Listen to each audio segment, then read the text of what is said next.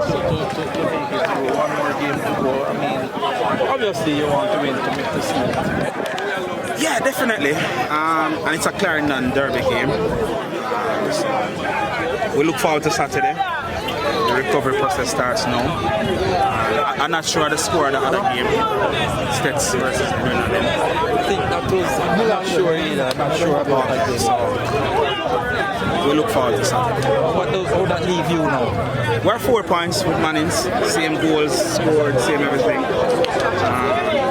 You just have to take care of business. Yeah, so 1 point and we're in quarterfinals. Alright, Coach. So what do you think about the overall performance today? Did you expect that formidable fight from the Mannings team? Of course we did. They're a good team, contrary to what. They're a good team. You saw with their quality, really good offensive players, very fast, very strong. 2 wingers and a striker. But they didn't manage to create any real chances today, so that's credit to our defenders, our overall team defense.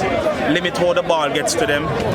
They're good with the ball coming to their feet out wide. Limit those chances, force them to play it long to them, and that's how we did very well as well. So I think overall, in terms of the quality of play from us, really good until that final action in the final third.